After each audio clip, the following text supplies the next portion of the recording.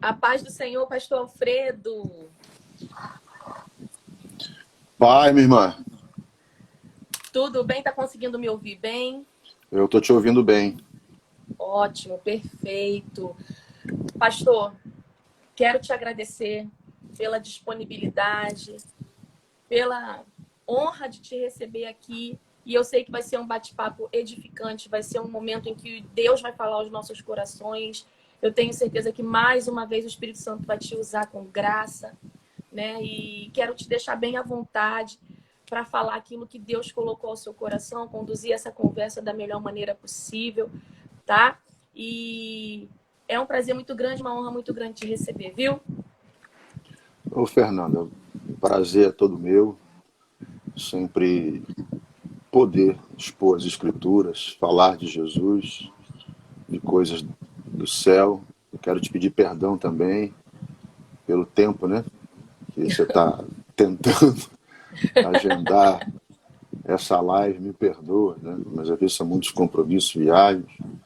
E até dá uma satisfação para o teu público, né? Porque às vezes a gente está em alguma cidade do interior, algum lugar longe, e às vezes a conexão com a internet não é boa. Aí você faz a arte, divulga, e chega no dia a gente não tem a conexão, está num lugar difícil. Mas hoje não, né? Hoje eu estou em casa, aí deu tudo certo. Graças a Deus, graças a Deus. Pastor, a gente está aqui em meio à campanha, né, das causas impossíveis, né? Vivendo o impossível, baseado em em Lucas, capítulo 1, versículo 37, porque para Deus não haverá impossíveis em todas as suas promessas. Eu queria saber do Senhor se o Senhor já viveu alguma coisa assim na tua vida, alguma experiência que possa compartilhar com a gente, que eu sei que são muitas, onde você pode dizer assim, isso aqui era impossível de acontecer e Deus fez. É, eu acredito que seja uma infinidade de coisas, né? Não seja uma Escolhe só. aí. Porque você imagina 37 anos servindo a Cristo, pregando o Evangelho. Ah, uma infinidade de coisas. Eu começo por mim mesmo, né? Eu sou improvável. O pastor Alfredo Campos, o pregador Alfredo Campos, ele é um improvável, né? Vamos lá. Porque às vezes as pessoas pensam em possibilidades só no campo de cura, né? Os milagres. A gente vai chegar aí também. Mas quando eu era criança, eu tinha uma dificuldade muito grande de aprender. Grande, grande, grande. E na minha época, em 1900 e Guaraná de Rolha, hoje você tem nomes bonitos, né? Dislexia, déficit de atenção. Mas na minha época eu era burro e inteligente. Imagina o que eu era, né? E eu tive muitos problemas com relação à estima. Por conta disso, eu tinha dificuldade no aprendizado, né? Então, hoje eu me tornar um pregador, pregar o evangelho, né? E eu me lembro quando eu me converti, o Senhor usava profetas para falar comigo. Te levarei aos quatro cantos da terra, os teus pés pisarão em lugares que tu nunca sonhou em pisar. Tu vai falar para a multidão, pregar para a multidão. Só coisa de Deus, né? Então, você está falando aqui com a impossibilidade humana. A impossibilidade humana. Então, eu tenho espelho em casa, né? Então, eu sei, porque não existe grande pregador, Fernando. Existem grandes mensagens, mas não existe grande pregador. O nome de Deus ele não precisa de elogio, o nome de Deus precisa de oração. Então, eu tenho espelho em casa e eu sei, né? Quando Deus resolve usar, né, sempre, né, eu sei que a glória é dele, o louvor é dele, é ele que tem feito tudo isso na minha vida. Eu vivi e vivo essa impossibilidade, né? Às vezes a gente recebe convites para estar pregando em algum lugar, né, que eu jamais imaginei. Eu falei, mas tem tanta gente extraordinária para estar pregando nesse lugar, gente com pós, PhD, peperequê, teterequê, e às vezes chamam a gente. É porque Cristo é glorificado nisso, né? Ele usa as coisas pequenas para confundir as grandes, e no meu caso, as que não são, para confundir as que são. É, eu tive uma experiência extraordinária da minha família. A minha esposa, a Késia, há uns 12 anos atrás, ela teve um melanoma, um câncer de pele, foi muito agressivo. E, graças a Deus, ela foi curada, Deus abençoou a nossa vida, mas há 4 para 5 anos atrás, ela teve um segundo câncer, um carcinoma no intestino, estágio avançado, e foram 6 horas de cirurgia, 3 dias no CTI. Uau. E quando eu entrei na UTI para ver minha mulher, ela estava em estado cadavérico. Ela sempre foi magrinha, sempre pesou 50, 51 quilos. Então você imagina a pessoa com câncer no intestino, sem poder comer, tirou 15 centímetros do intestino. Eu lembro quando o pastor Gilton, nosso pastor, vice-presidente, ele entrou na UTI, ele saiu chorando, né? E o pastor Silas me ligava, eu lembro que o pastor Silas estava de férias, o pastor Silas Malafaia, nosso pastor, e eu não me lembro se o pastor estava na América, o lugar que ele estava, mas ele sempre me dizia a mesma coisa: Alfredo, eu profetizo vitória total e absoluta sobre esse problema. Alfredo, eu profetizo vitória total e absoluta sobre esse problema.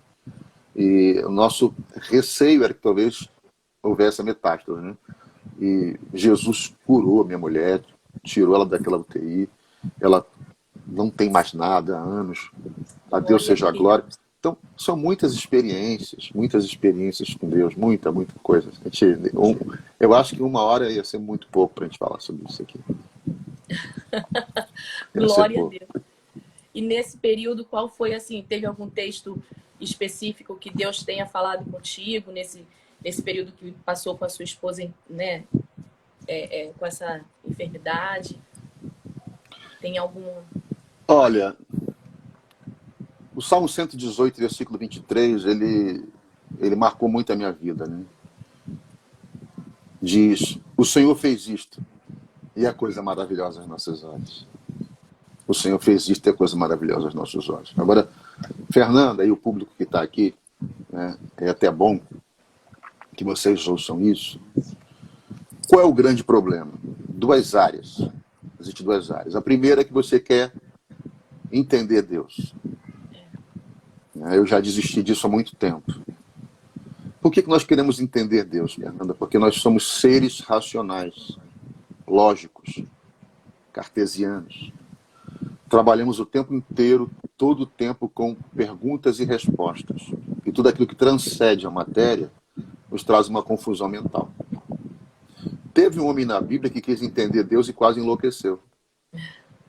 O salmista do Salmo 139. Ele diz: para onde eu me irei do teu espírito? Ou para onde eu fugirei da tua face? Se eu subir ao céu, tu aí estás. Se eu descer lá no Sheol, tu ali estás também. De certo, se eu tomar as asas da alva e habitar na extremidade do mar, até ali a tua mão me guiará e tua destra me susterá. Quando ele começa a perceber que está enlouquecendo, querendo entender Deus, ele diz: tal ciência é para mim maravilhosíssima, tão alta que eu não posso atingir. Melhor deixar isso para lá.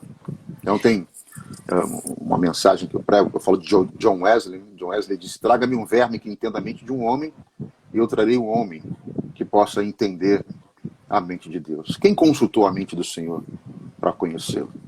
Então, os paradoxos da fé. Então, eu vou te dar um exemplo aqui. Êxodo 3:7, Deus chama Moisés, capítulo 3, e no versículo 7, Deus diz o motivo pelo qual chamou Moisés. E eu acho interessante que Deus diz a Moisés: Moisés, você vá a Faraó e diga para que ele liberte meu povo. Sim, mas em nome de quem? Moisés, quem tem nome é coisa, é pessoa. Eu sou te enviou. Né? O eu sou é o tetragrama dos judeus, né? São 4 consoantes impronunciáveis. Não tem como se pronunciar. E muitos anos depois, os maçoretas, né, especialistas, escribas, doutores da lei, colocaram sinais nessas consoantes para ficar com som de vogal. Né? E ficou algo mais ou menos parecido com Yahvé, que nós conhecemos como Jeová. Passado, presente e futuro. Quem tem concepção de tempo é eu e você. Jeová, ele habita na eternidade. 1 ano para Deus, 1000 anos para Deus é como um dia. E um dia para Deus é como 1000 anos. Então, com a mente lógica, a gente quer entender Deus. Não é isso? Então, passado, presente e futuro. E nós, como seres humanos, estamos limitados a 3 tipos de coisas: tempo, espaço e circunstâncias. Ele não está preso ao tempo, não está preso ao espaço, e não está preso às circunstâncias. Você quer ver um exemplo que eu estou falando para você? Tudo aquilo que transcende a matéria nos traz a confusão mental. Uma coisa que eu nunca consegui entender é eternidade. Não entra na minha cabeça. Uma coisa que não tem início e não tem fim. Por que eu não entendo? Porque transcende a matéria. Me dá confusão. Você consegue compreender uma coisa que não tem início, não tem fim? Isso não entra. Aí vem um salmista no Salmo 90 e diz: porque de eternidade a eternidade tu és Deus. Eu não estou entendendo uma, ele vem com 2 eternidades. Vai dar um nó na nossa cabeça, não é isso? Eu estava na padaria, essa padaria que tem próxima à nossa sede, aí veio uma menina, uma funcionária, fazer perguntas sobre Deus. Aí eu dei uma resposta que eu choquei ela. Eu disse assim: filha, Deus não existe. Né? Ela regalou os olhos igual você regalou aí agora. Né? Ela, como Deus não existe, pastor? Eu falei: tudo aquilo que existe pressupõe tempo, espaço e matéria. Deus não existe, Deus é. Não é isso? Então a gente quer trazer Deus para o nosso mundo. Não, para Deus abençoar, para a porta se abrir. O fulano tem que ligar para o Beltrano, que tem que falar com o Tertuliano. A gente quer respostas e nem sempre você vai ter respostas. Por que nem sempre? Jó, ele não teve resposta para o seu sofrimento. Não, pastor, não. Mas ele viu Deus. E isso bastou. Então a gente quer resposta lógica, né? Falando sobre a impossibilidade de Lucas 1,37. Porque para Deus nada é impossível. Mas a gente trabalha a impossibilidade no nosso campo humano. A gente fica traçando metas, linhas de como Deus vai fazer. Você quer ver um exemplo disso? Romanos 4, a partir do versículo 17, o apóstolo Paulo vai dizer: a saber, o Deus que vivifica os mortos e chama à existência o que não existe. Como se já existisse. Agora, tudo que existe, existe a partir de alguma coisa que já existia. A roupa que você está usando aí, né? A costureira, o fabricante, chamou a existência a partir de algo que já existia. O algodão, a matéria-prima. Esse armário que você está vendo aqui atrás, o marceneiro chamou a existência a partir de alguma coisa que já existia. A madeira. Mas Paulo vai dizer que Deus chama a existência as coisas que não existem, como se já existissem. Então, qual é a matéria-prima que Deus usa, então? Se ele chama a existência as coisas que não existem, como se já fossem. É o Bereshit bara Elohim, Gênesis capítulo 1. No princípio criou Deus os céus e a terra era sem forma e vazia, e o Espírito de Deus parava sobre a face das águas. E disse Deus: haja luz. A partir da onde? A partir de quê? Exatamente. Então, ele libera a palavra. O haja acontece. Não precisa o pistolão, não precisa o fulano, o ciclano, não precisa o médico, seu PhD. Tá? A gente sabe que Deus usa, né? Deus usa pessoas, a gente sabe disso. Mas isso é querer trazer Deus para o nosso mundo. Ele chama a existência o que não existe. É o haja de Deus. Ele libera a palavra e tudo acontece. Ele fala e tudo se transforma. É o haja de Deus. Ele libera a palavra. Eu vou dar um exemplo para você. O cargo de governador existia no Egito? Não existia cargo de governador no Egito. Deus chamou a existência. E entregou a José. Então, você que está me ouvindo aqui, irmão, você está aqui pela primeira vez, ou não é cristão, enfim, entenda isso. Né? Deus, ele chama a existência aquilo que não existe. É a liberação da palavra. E tudo acontece. Porque tem pessoas que estão aqui hoje, nessa live, querendo encontrar conexão. E não vai ter conexão. Porque Deus trabalha na contramão da lógica. Né? A impossibilidade. Milagre não se explica. Milagre se vive. É isso aí. Uau! Eu estou aqui pensando, porque explicar Deus é algo que não, é tão incoerente, pastor, tão incoerente, porque assim, a nossa ciência, né, a nossa maneira de entender as coisas, de aprender as coisas, de se desenvolver como ser humano, a gente busca tudo que já existe, a gente busca tudo que já aconteceu, a gente busca o histórico. Pronto. Você entendeu isso aí. E a gente vai lá no passado. Faz inferência lá atrás. Esse histórico. Se você Só que entender as coisas Deus... de Deus não trata das coisas do passado, as coisas de Deus tratam daquilo que se fará, ou seja, do futuro. Eu vi o pastor Silas uma vez dizer uma frase interessante. Se você entender Deus, ele deixa de ser Deus, quem passa a ser Deus é você.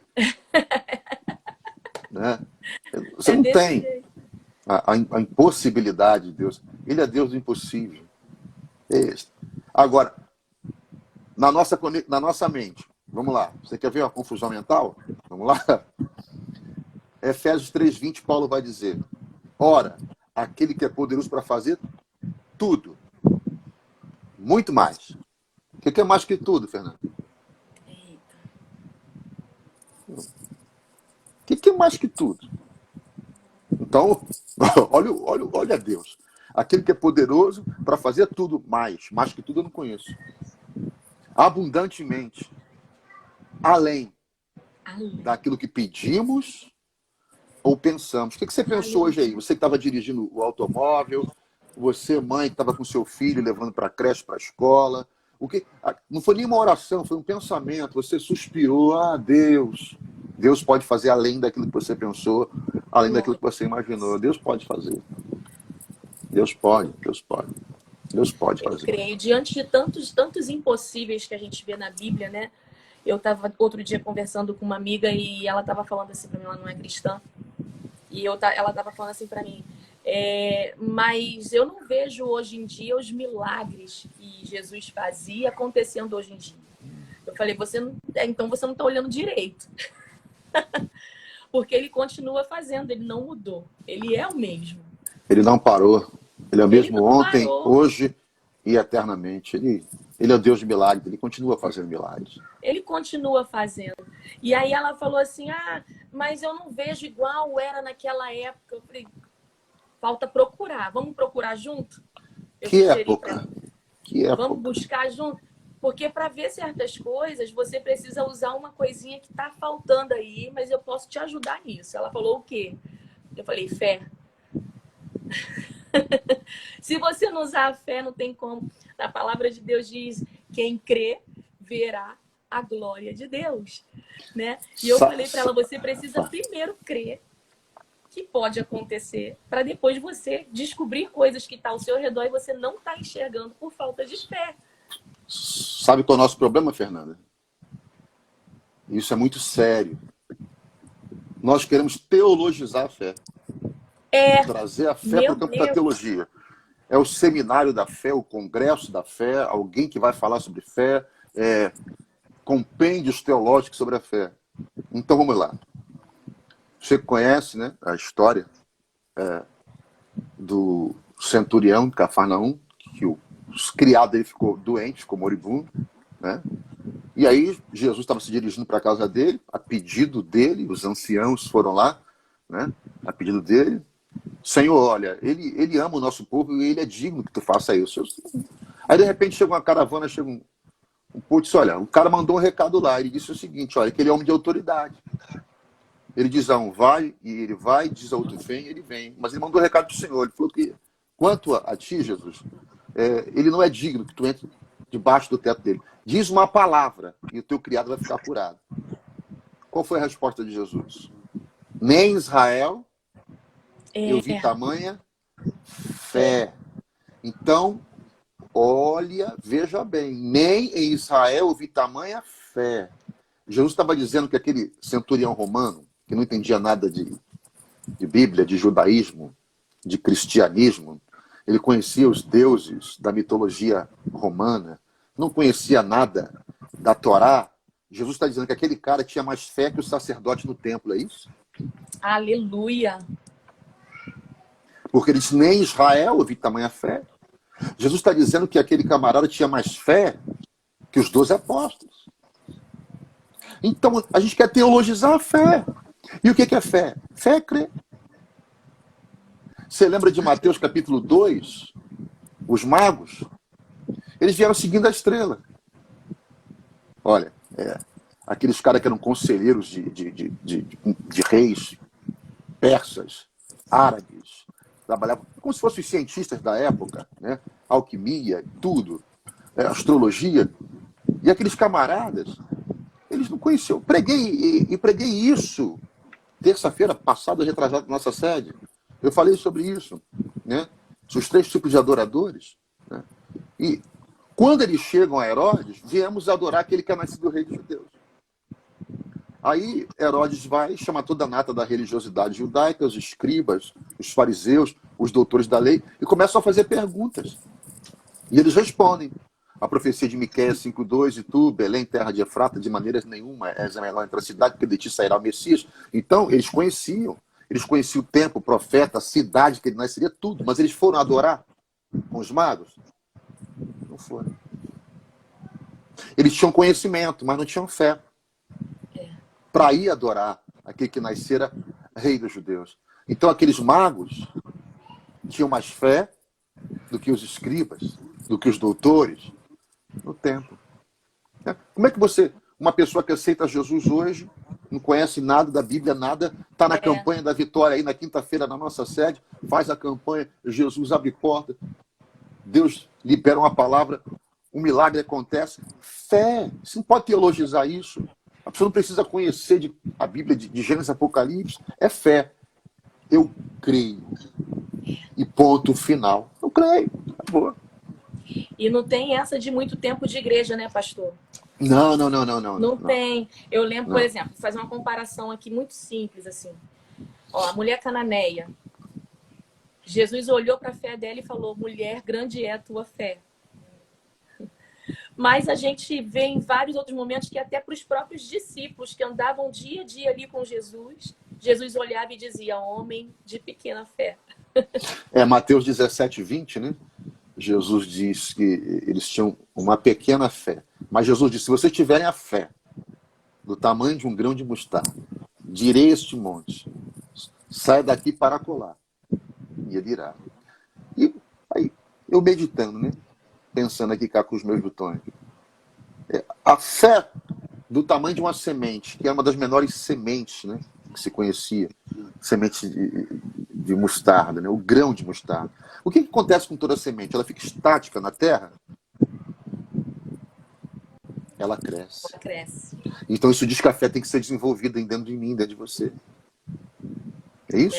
Então, a semente, né, ela começa a germinar. E ela se torna uma grande árvore. É disso que Jesus está falando. Começa pequeno, mas vai. E isso é uma experiência com Deus, é vivência com Deus. Né? O que fez Davi lutar com Golias? Foi as experiências passadas. Ele disse para Saul: olha, Saul, eu estava tomando conta das ovelhas do meu pai, veio o urso para roubar as ovelhas, eu matei o urso. Aí veio um leão para matar a ovelha e eu matei leão. Sabe, seu Saul, as minhas experiências passadas dizem que se eu matei urso, matei leão, eu também posso matar gigante. Então, o que me dá uma perspectiva de um amanhã? Do milagre, da impossibilidade? As minhas experiências passadas. E um dos grandes problemas, né? Talvez você já tenha passado por isso, eu já passei por isso. Você já reparou uma coisa? Ou o nosso Deus fez ou vai fazer, mas nunca faz. Alguém vai conversar com você? Aí você vai dizer: não, irmão, Jesus em 1948 curou. Jesus em 1999 operou um milagre. Ou se não, alguém chega para você pedindo oração, você diz: não, Deus vai fazer, irmão. Não, Deus vai fazer. Deus vai fazer. Era igual a fé de Marta. A fé oscilava entre passado e futuro. Né? O que Marta diz para Jesus quando ele chega na aldeia em Belém? Senhor, se tu tivesse aqui, o meu irmão não teria morrido. Passado. Aí Jesus diz assim: Marta, o teu irmão é de ressuscitar. Aí ela diz: eu sei que ele vai ressuscitar. Na ressurreição do último futuro.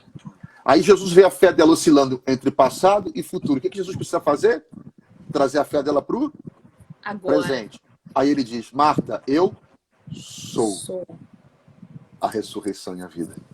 Tempo presente. Eu sou a ressurreição da vida. Aquele que crê em mim, ainda que esteja morto, viverá. Então, E aí, desculpa, pastor.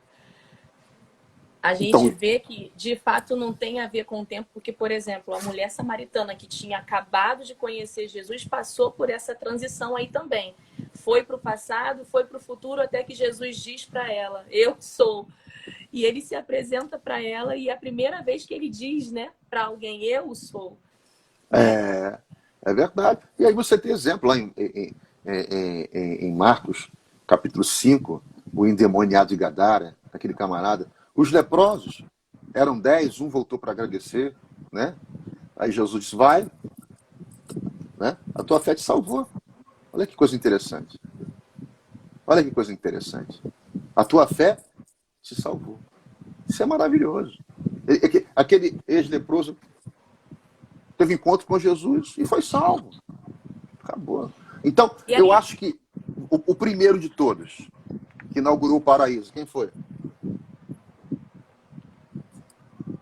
Meu Deus. Foi um ladrão. Ele não teve nem tempo de se batizar.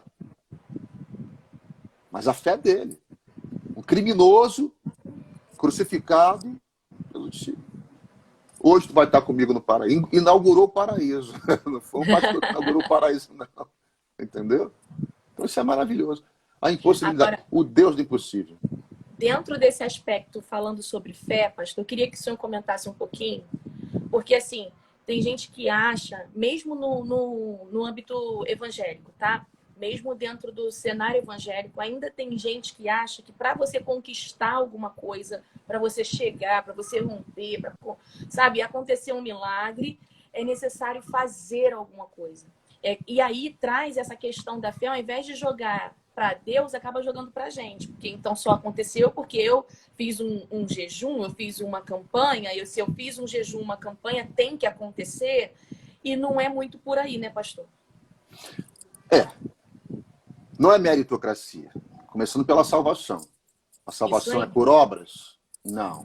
A salvação não. É meritocracia? Eu mereço? Não. Aí Paulo vai dizer em Efésios 2, pela graça sois salvos, por meio da fé. Isso não vem de vós, para que ninguém se glorie. Isso. É dom de Deus.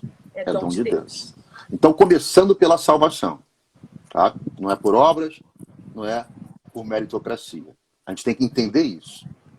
Agora, a gente não pode ignorar o fato, eu estava até brincando na igreja que eu preguei ontem, quem inventou a campanha foi Jesus. Campanha da vitória. Porque ele diz, pedi, pedi, e dá-se-vos-á. Batei e abre-se-vos-á. Porque o que pede, recebe. E o que busca, acha. Né? Então, você tem que ter um meio termo para tudo. Né? O que é o meio termo? É o bom senso. Deus é bom. É porque tem gente que quer colocar Deus contra a parede, né? Se eu estou fazendo isso, eu tenho que receber aqui. Por exemplo, até na questão da oferta, muita gente oferta errado. Né? Com certeza.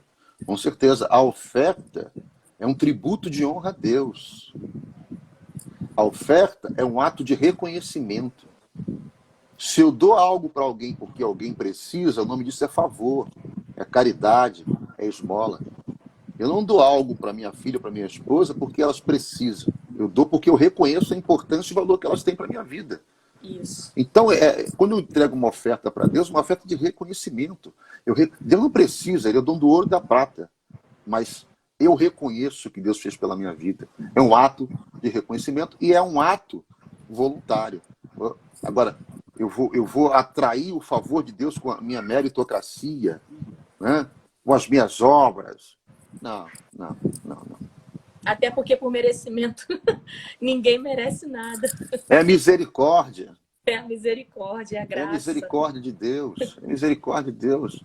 É o favor de Deus. Você pode estar certo pastor, disso. Dentro disso tudo que a gente conversou aqui, para esse povo que está assistindo aqui, de repente entrou nessa live aqui falando, eu preciso de algo impossível aconteça na minha vida, eu preciso, até porque a gente está na campanha, eu preciso de uma cura, eu preciso de um milagre, eu preciso de uma providência da parte de Deus. O que eu tenho que fazer? A resposta já está dada, né? Isso. É usar a fé. A fé.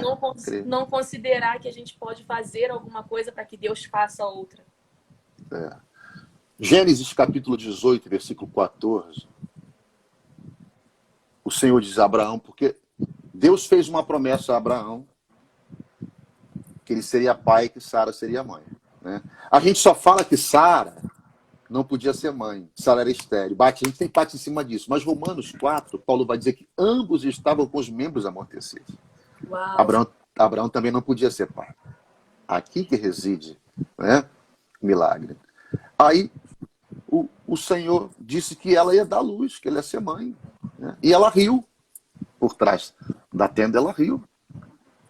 Aí o Senhor disse, versículo 14, porventura, do capítulo 18, porventura haveria alguma coisa demasiadamente difícil ao Senhor?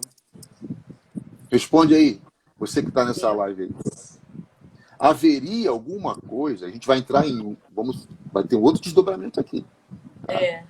Haveria alguma coisa demasiadamente difícil ao Senhor? Tem alguma coisa impossível para Deus, irmão? Tem? Não tem. Eu acho que não. Não tem. Aí o Senhor continua, no tempo determinado. No tempo determinado. Eu voltarei a ti e Sara, tua mulher, dará à luz um filho. Né? Fernanda, você sabe que o Antigo Testamento foi escrito no hebraico e o Novo no grego. Né?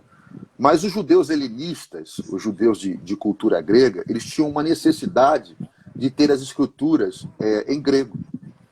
E aí fez-se uma tradução do Antigo Testamento hebraico para o grego. Essa tradução deu o nome de Septuaginta. Né? E o grego é um idioma muito rico. Né? Eu vou te dar um exemplo. Quando a gente fala de amor no português, é amor de pai, amor de mãe, amor de irmão. No grego, não. Você tem o amor ágape, é o amor de Deus, né? O amor filéus, filos, como alguns falam, amor entre amigos, né? Da onde vem a palavra Filadélfia, de Apocalipse. Né? O amor eros, é amor entre um homem e uma mulher, de onde vem a palavra, né, erotismo. Então, o grego, ele é rico no seu idioma. Né? Então, vamos lá. No grego, você tem um tempo cronos, de cronologia, horário da Terra. E você tem kairos, que é tempo de Deus. Quando o Senhor diz a Abraão assim, no tempo determinado eu voltarei a ti. Ali não é cronos. Ali é kairos. Ali não é tempo do homem. Ali é tempo de Deus. Então, a tua fé, o teu propósito, a tua oração tem que estar alinhada ao tempo de Deus e à vontade de Deus. É isso que as pessoas precisam entender. E outra coisa, se Deus quiser fazer, no tempo dele, nós aprendemos isso com o nosso pastor sempre fala isso. Toda árvore tem um tempo de maturação. Você planta um caroço de abacate e um caroço de manga. Você vai esperar que ambos dê fruto no mesmo tempo? Não vai. Então eu posso ter minha bênção, né? Na primeira semana de uma campanha, dando exemplo aqui, e tu tá lá orando a Deus. Deus sabe o tempo. Deus sabe o momento. Deus sabe a hora. Você tá doido. Ó, impossibilidade. Quando a minha mulher estava grávida da minha segunda filha, da Rebeca, que hoje tem 20 anos, o médico diagnosticou a gravidez dela. Eu esqueci o vírus. Esqueci o nome do vírus. Jesus, como é que é o nome do vírus? Citanomegalos vírus, algo parecido assim. E o médico disse pra gente que o feto podia nascer todo deformado, a Rebeca toda deformada. Né? E eu lembro que eu disse assim, Deus, como é que vai ser isso, Senhor? Eu tenho que pregar o evangelho, Senhor, as coisas que você tem falado na minha vida. E eu sempre acreditei na oração da igreja. Sempre. Eu posso estar com a unha encravada, eu peço oração à igreja. Fui pastor 20 anos, pastoreando as nossas igrejas. Hoje que eu deixei de pastorear a igreja. Mas qualquer coisinha que me pedir oração à igreja. Vamos fazer outro diagnóstico. A Rebeca curada. Né? Eu lembro quando ela, ainda grávida da Rebeca, Kézia não andava mais, que a água da espinha, né? Que é aquela água que esqueci o nome daquele negócio lá. Da água que subiu aqui da espinha dela, no parto, ela não conseguia andar mais, toda encurvada, né? Ela tomava injeção de Voltaren, não passava dor, e ela ficando encurvada, encurvada, encurvada, encurvada, e o médico disse para a gente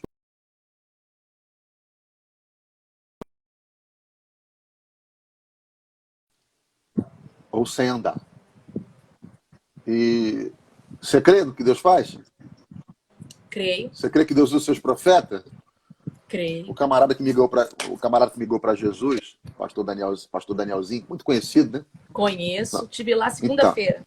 nós fomos criados desde criança junto, né? Ele me ligou para Jesus quando a gente era adolescente, né? E eu chamei Daniel, vamos lá em casa orar. Não sabia o que fazer, vamos lá, Daniel. E eu lembro que Daniel orando por ela na hora, ela toda curvada, ela ficou ereta, ficou de pé, Uau. Deus, milagre. E minha filha, muita coisa. Muita Glória a coisa, Deus. muita coisa. Ele é o Deus dos impossíveis. Ó, Isaías 12:6 diz: exulta e canta de gozo o habitante de Sião, porque grande é no meio de ti o Santo de Israel. Ele é grande. Ele é grande. Ele é tão grande que a face dele está no céu e os pés dele estão aqui na terra. Ele é o Senhor. E é o Deus dos impossíveis. Ele tudo pode. É a impossibilidade de Deus. Aleluia. Ele Glória a faz de estéreo Deus. mãe de filhos. Abre Aleluia. caminho no mar para o seu povo passar. Para sol e lua para dar vitória ao seu povo. Isso. Ele é o Senhor. Ele é o Senhor. Ele faz. Ele é o Senhor, Ele faz. Ele faz. Ele é Deus, irmão. Tem, dentro dessa questão do tempo, só para a gente finalizar nosso bate-papo, que já está chegando no final, eu lembro muito que quando eu cito Eclesiastes e eu falo a questão do tempo, quando eu estou ministrando ou quando eu estou conversando com alguém, eu sempre digo o seguinte: a nossa ansiedade, ela assim, a gente vai tanto guiado pela nossa ansiedade. Excesso de futuro. Quando a gente lê aquele versículo que diz há tempo determinado para todas as coisas, a nossa ansiedade e a nossa humanidade nos faz parar na palavra tempo. Há tempo. E a gente só quer saber, tipo, a hora que vai chegar, a hora que vai acontecer. A gente pensa no tempo. Mas nesta frase, há tempo determinado para todas as coisas, também já está escrito nesta frase que está determinado. Não está falando sobre o tempo, está dizendo que está determinado. Então, se está determinado, não importa o quando. Não é assim, pastor? Há tempo para todo propósito baixo do céu. Quando? A gente fica preocupado com quando vai chegar, quando vai acontecer. Só se apega que está determinado. Amém. Amém. Eu creio nisso. Eu creio nisso. Deus é fiel. Ele é o Deus dos impossíveis. Só se apega nisso, porque Ele já determinou, já decretou. Né? Eu ouço muito os pregadores falando isso e eu tomo posse para minha vida, sabe, pastor? Eu tomo posse para minha vida. Deus já tem tudo. Eu é que tenho que estar preparada para receber. Eu é que tenho que estar em busca constante. Eu é que tenho que estar aprendendo sempre. E aí eu vou ver as coisas acontecendo no tempo que Ele determinou. Pastor, quero te pedir para fazer uma oração por esse povo, que a gente já está chegando no final, mas a gente não pode despedir esse povo aqui sem uma oração. A gente está em meia campanha das causas impossíveis. Então faz uma oração. Amém. Vamos orar então. Senhor Deus e Pai Celestial, no nome santo de Jesus Cristo, teu Filho, nós estamos aqui, Senhor, ao vivo, nessa live, com a tua filha, falando do teu amor, do teu reino e das tuas coisas. Para ti, Senhor, não há impossibilidades. O impossível não existe no teu vocabulário. Basta uma palavra, Senhor, e esse câncer é destruído. Basta uma palavra tua, Senhor, e esse tumor se desfaz. Basta uma palavra tua, Senhor, e este filho volta para casa. Basta uma palavra tua e a libertação deste lar. Basta uma palavra tua, Senhor. Libera uma palavra sobre os teus filhos. Vá de encontro a cada família, a cada lar. Traz salvação, Senhor, para este cônjuge, salvação, libertação para esses filhos. Quem sabe, Senhor, alguém que entrou nessa live e entrou já chorando, em lágrimas. Quem sabe pessoas estão vivendo impossibilidades, Senhor, porque alguém disse que isso é impossível. Mas a última palavra não é do homem, Senhor. A última palavra é de Deus. Porque aquilo que é impossível aos homens é possível a Deus. Foi tu que disse isso, Jesus. Abençoa a vida de cada um. Abençoa cada lar, cada família. Abre portas, fecha a sepultura, desfaz toda a obra do diabo, tudo aquilo que foi oferecido a demônios para trazer morte, dor, separação, desgraça, seja repreendido pelo poder do nome de Jesus. Em nome de Jesus. Abençoa cada família. Em nome de Jesus. Amém. Amém, amém. Amém. Ô, pastor, muito obrigada. Imagina. Muito obrigada. Que bate-papo edificante. Aprendi muito. Recebi muito de Deus.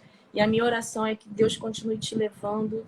Assim seja. Onde Ele quiser te levar e te É de maneira verdade. sobrenatural, como Ele já tem usado. Viu? Amém. A gente está sempre aqui em oração por você, pela sua casa. Nunca pare de orar, não.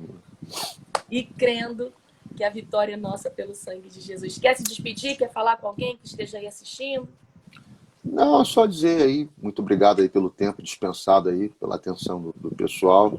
Que Deus abençoe cada um e continue abençoando aí o teu canal aí, tá bom? Amém. Deus te abençoe.